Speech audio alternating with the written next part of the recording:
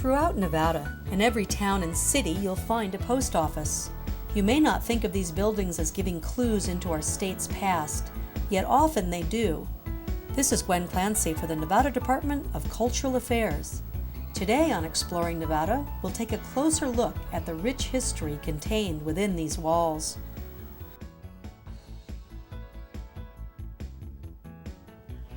Post offices are a critical part of any community.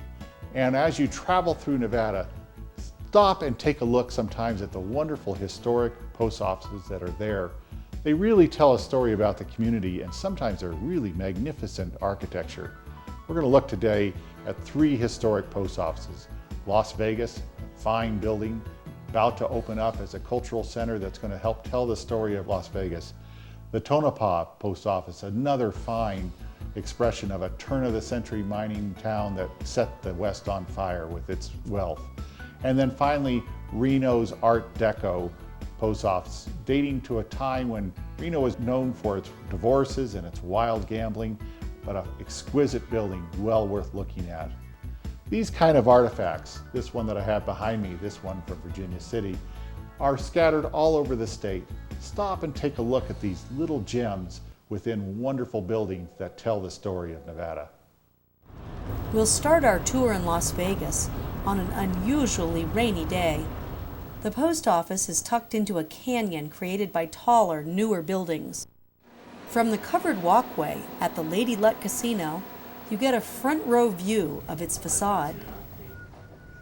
Down at street level, we meet up with longtime resident and businessman Bob Stoldahl, who champions historic preservation throughout the state. Yeah, the terracotta facing on that, and the limestone foundation.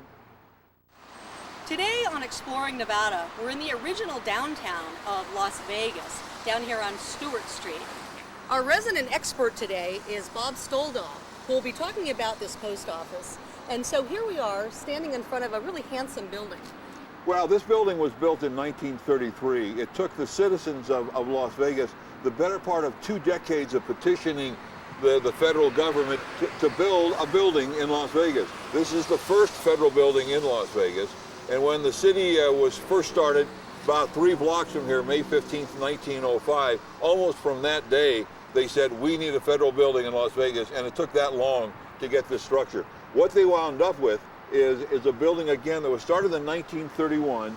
2 years later, November of 1933, it opened. The building itself is built, quite frankly, to show stability, respectability. It's a utilitarian building of the federal architectural style of the 20s and 30s, which was kind of a bit of a mishmash of different styles. You see the neoclassical look.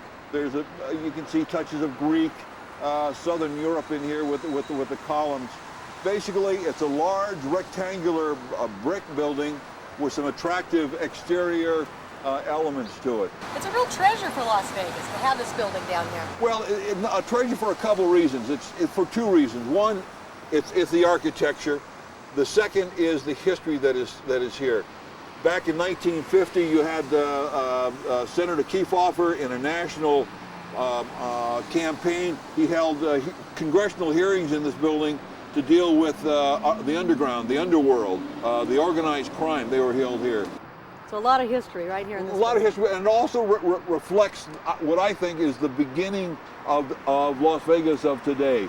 1931, the town was taking off. You had thousands of people that were literally lining the streets looking for jobs. Some worked here. You had a Las Vegas high school that was being built at the same time. But more importantly, about 40 miles to the southeast of here was something called the Boulder Canyon Dam Project. And that brought thousands of people to the town. And from that day, the town has never been the same. Actually, you know, the dam is not built in Boulder Canyon, by the way. It's built in Black Canyon. Boulder Canyon was further upstream. They finally decided on Black Canyon. But they were, in fact, exploding out there. And the population of Las Vegas, in turn, was exploding. People wanting to come and get a job in Las Vegas. And we got to go back for a minute, too, to the dam, because this was the Depression. A lot of people were out of work, and so they were coming out here just hoping to get a job. Right. It was a booming time in Las Vegas as opposed to the rest of the country. This was a place of just tremendous activities. The depression that faced the rest of the country did not face Las Vegas.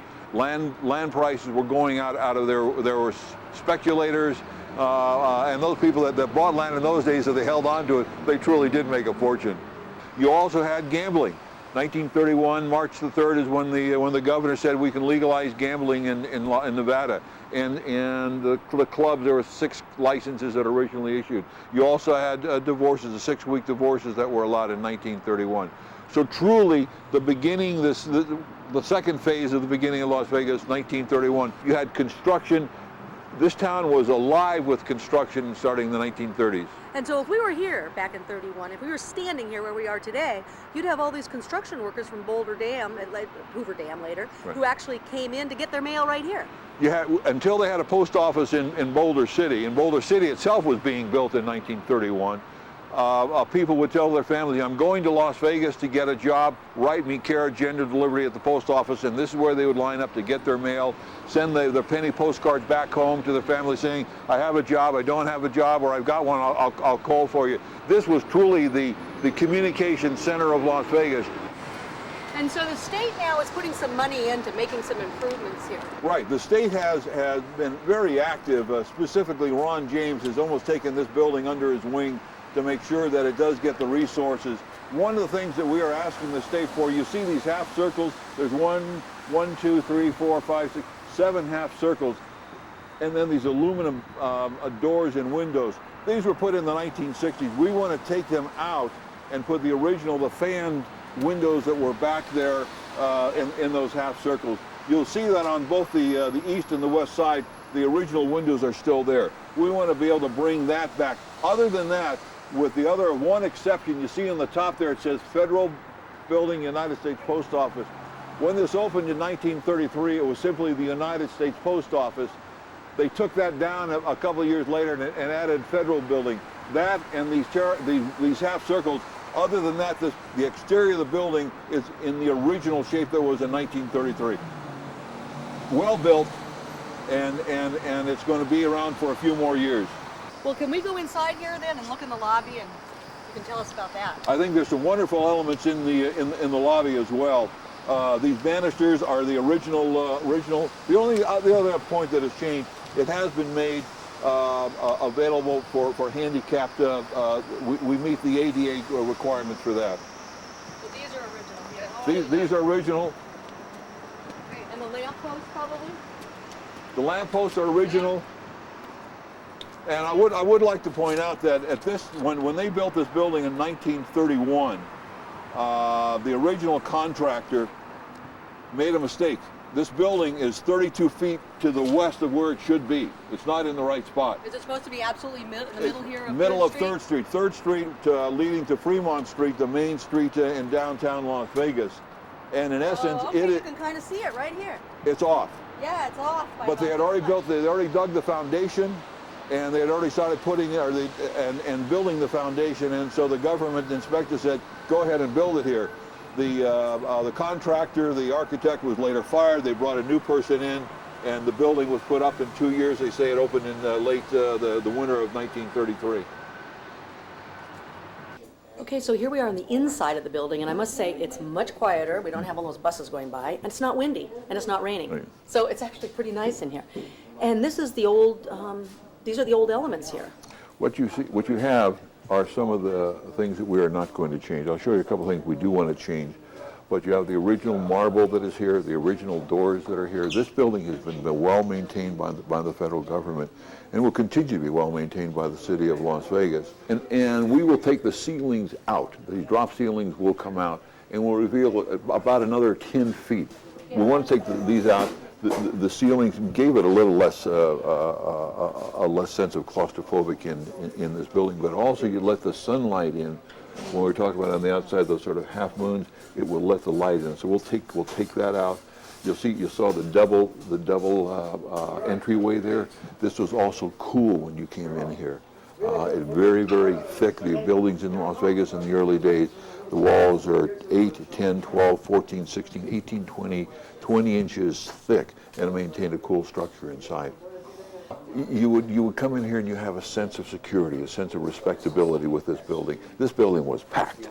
There were people, long lines. This is general delivery for all the people that were working at the dam. This building was, if you think it's quiet now, it was like it was on the outside with the hundreds and hundreds of people that would pack this place.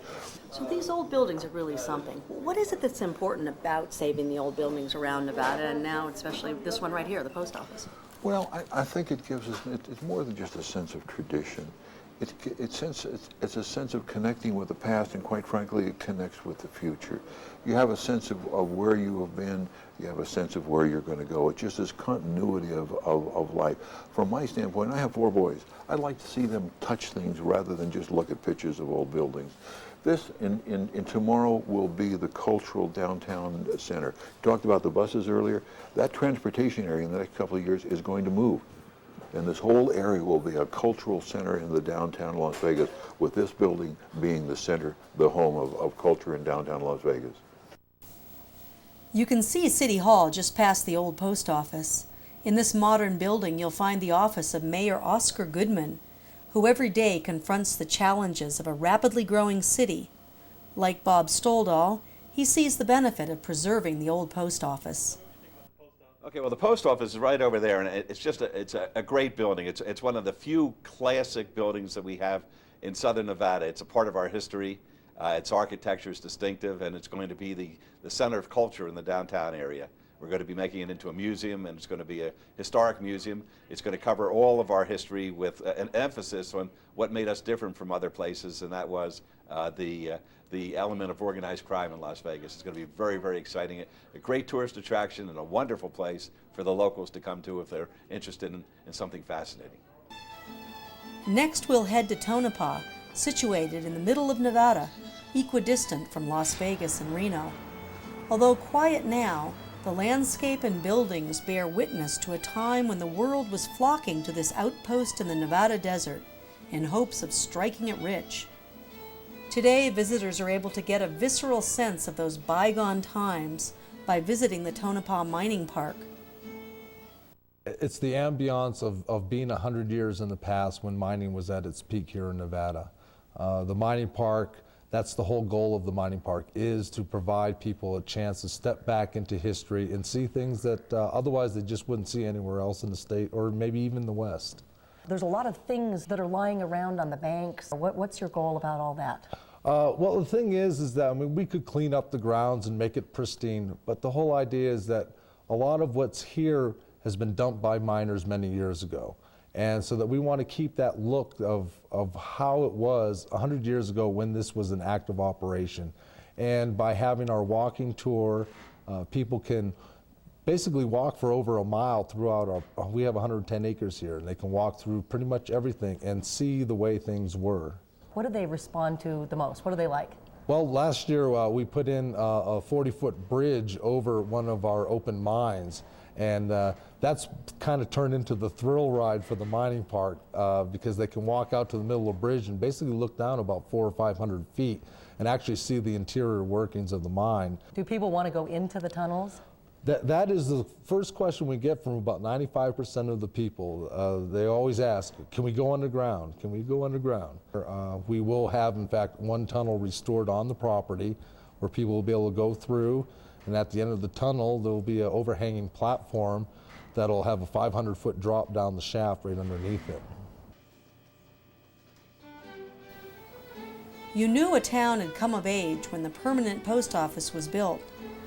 When this elegant structure was completed, the town turned out for the christening. Longtime resident Minnie Perchetti, who for many years served as the town librarian, remembers the day the new post office opened.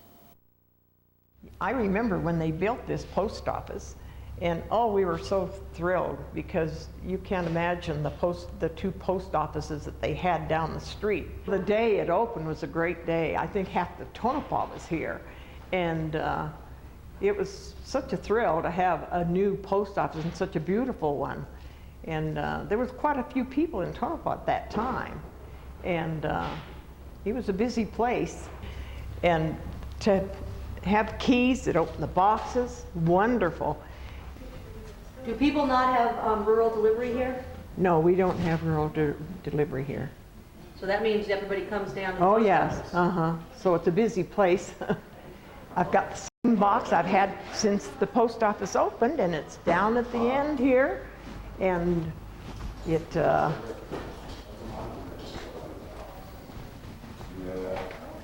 box 789 is my box.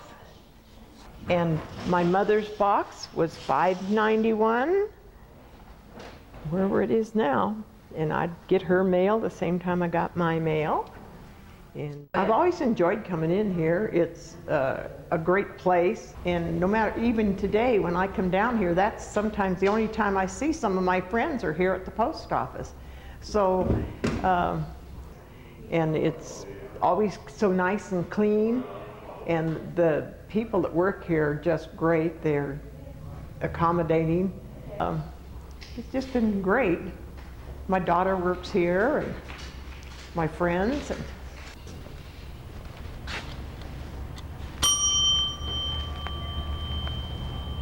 This is my daughter, Rita Carpenter. And she's been working at the post office how many years? On 15. 15 years.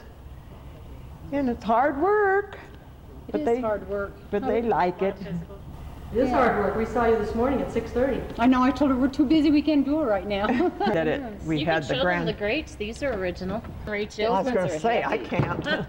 The old big teller type windows. Well, look at these. I need help. But these great, I can remember these, they were beautiful.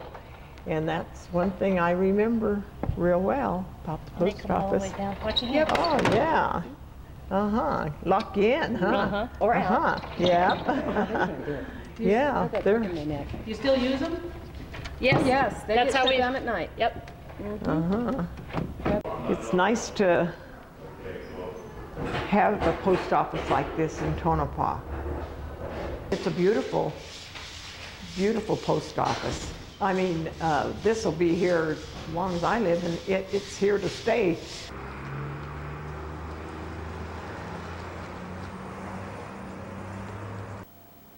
Our final stop is downtown Reno, where several historic buildings, including the post office, have been carefully preserved. Dr. Alicia Barber has been studying how the architecture evolved in this downtown cluster. Today, this is really kind of the civic center of downtown Reno, and has been so since the beginning. We're about 3 blocks south of the railroad, which was always kind of the commercial center and where a lot of the businesses would be from the beginning, since this was a railroad town in 1868. But then more of the civic buildings and things that were oriented toward residents were really more here around the river. So this intersection here at the intersection of Virginia Street and the Truckee River has really always been the architectural centerpiece of Reno.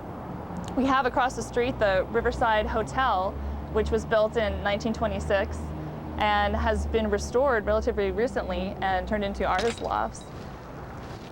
Next to it, we have the Washoe County Courthouse, which was built in 1910, both of these designed by Frederick de Longchamps, a neoclassical building that has also recently undergone a great deal of restoration. Before we leave the present, we should talk about the Pioneer Center because it's right next to us on the other side. That's right. The Pioneer Center just recently added to the National Register of Historic Places, built in the 1960s with a geodesic dome. So an example of some of our more recent history that is being recognized for its architectural distinctiveness here in the city of Reno. If we went back to, let's say, the 30s, what would we be seeing here at this same location? We'll be seeing a lot more green. On the site where we are now would be the site of the old State Building. It was a pink stucco building that was erected for the 1927 Transcontinental Highways Exposition. On this site, it was intended to be a temporary building, actually ended up being here for quite some time, but surrounded by lawn and some trees. Of course, we'd have the courthouse here, we'd have the Riverside Hotel. On the site here of the 1934 post office, before this, about 3 years earlier, since 1904, had been the site of the Carnegie Library, which was one of the great architectural achievements and civic accomplishments for the city of Reno. Managed to secure from the Andrew Carnegie Foundation $15,000 to construct the Carnegie Free Library. Then across the river there would be the original, or I should say Reno's second post office and federal building, which was erected in 1909 on the north bank of the Truckee River, just across from where we are now. Next to that, the 1911 YMCA, which was also designed by Frederick de Longchamps. On the site then, the Carnegie Library, the city had outgrown its library. It was a pretty small library, although a very beautiful one in the Beaux-Arts style. But the city had at this point been outgrowing some of its earlier civic institutions, including that original post office and federal building and the Carnegie Library here. So the holdings from the library were moved in 1930 into the state building that was here on this site, leaving the library vacant. There had been an effort to try to save the building. It was being offered to anyone who could pay for the cost of just relocating it somewhere, but no one had the funds to do that. So they actually demolished the library in 1931. And so in 1934 is when this building was built, and what kind of style is this? The building is a version of the Art Deco modern style that was very popular from the 1920s to the 1940s. Art Deco, that term comes from the Decorative Arts Exposition in Paris in 1925, which was in turn inspired by the 1922 discovery of King Tut's tomb, which had a lot of these very intricate zigzag designs and a lot of ornate detailing. So this is a version of that, and there's sort of an Art Deco is the earlier style of the period, which was usually more of a vertical style. The modern, which is in that later period, was more horizontal, which is what this building basically consists of, is more of a horizontal type styling. It's made of terracotta that's incised to look like quarry stone, but has a lot of those very familiar Art Deco elements, a lot of this zigzag features that you can see on the marquee that's above the doors. Also, these panels that are inside the windows, those two-story windows, are a very familiar sunburst pattern with a zigzag pattern inside of it. Also, above those window bays, you see some very ornate fretwork that goes horizontally all along the building. And then if you can see on the top above where the doorways are, these entry salients are topped by an eagle with outstretched wings, which is a very familiar Art Deco theme that you see with federal buildings that are constructed during this period. The actual style, too, is kind of a modified version of the Art Deco modern, because during this period, a lot of the federal buildings that use this kind of style weren't as ornate as sort of a traditional Art Deco would be. So the style becomes known as a starved classical. It's sort of a simplified version. What's great to notice when you walk in the vestibule are these details of these figures that are above the door on the inside that are symbols of progress. And they're the same in all the different entrances for the building. On one side is an airplane, on the other side is a man with wings, the kind of figure that you see at Hoover Dam, for instance. Very a sign of progress and everything that we've accomplished. What's great about the inside here is you really get that exuberance of the Art Deco. And what really comes to mind here is the fact that this was planned so specifically for a post office. This is the only post office in the state that is in this Art Deco modern style. And it's also just one of the finest examples of the Art Deco modern style in the state in general, any kind of building. What you see are these really intricacies of a lot of the repeated patterns. You see a lot of the eagles, here not with the outstretched wings, but with the other style of wings that are above all the different detailing here. And it's a functioning post office, so you also have a lot of specific counter spaces that have, again, that aluminum decor with very intricate detailing that are used for a very utilitarian purpose. The black marble of the walls and the kind of dark terrazzo floor really set off that gleam of the aluminum that's used throughout for the decoration inside. You see a lot of repeated then sunburst patterns, the sunburst and the zigzag that are on top of the entryways as well, repeating from those spandrels that were in the dark terracotta on the outside of the building. And then other figures of the eagles throughout. What's really interesting to note too is really the intricacy of how the zigzag pattern is established throughout, not only on the countertops, but even incised into the black marble on the walls. There's some other really interesting features around the corner, but before we get there, I want to make sure that we look up and see the bands, the detailing of these abstract designs that are along the top toward the ceiling, that are again showing that real intricacy of design that we see throughout the interior especially.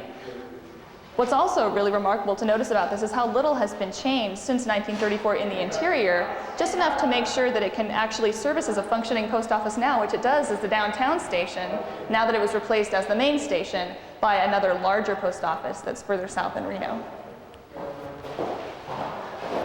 Duc de Longchamps was really a master of so many different architectural styles, having designed this building, but also, as we saw, the Washoe County Courthouse in a neoclassical style, the Riverside Hotel in a Gothic Revival style, and here incorporating the Art Deco with all of these incredible detail.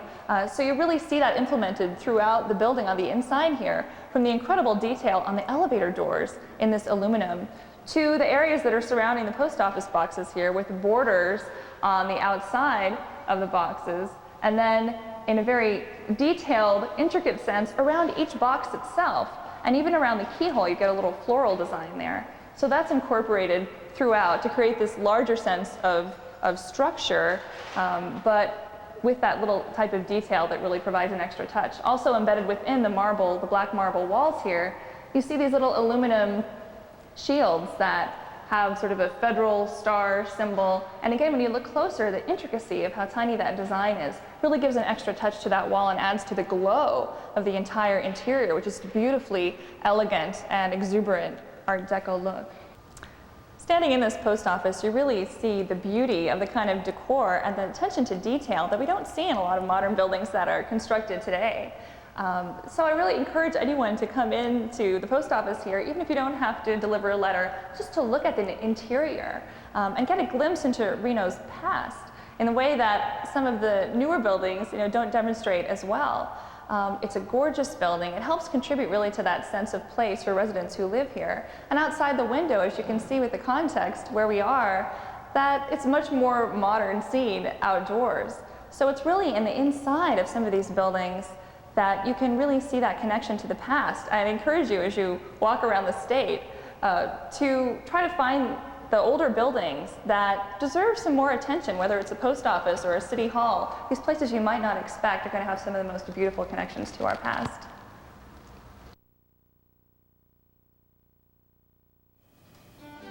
Please join us in preserving and celebrating our state's colorful heritage.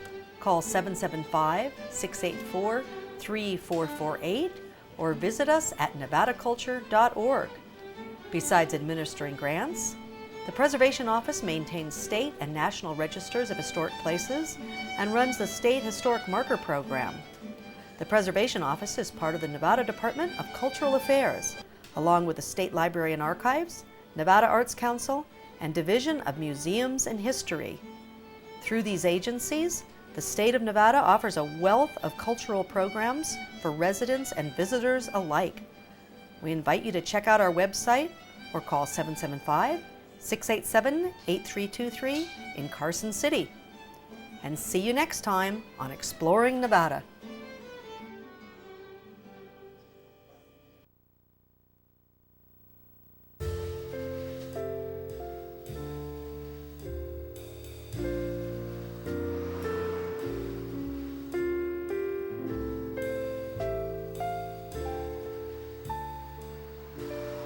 When your children ask where you got married, will you have to tell them, over there by the unleaded?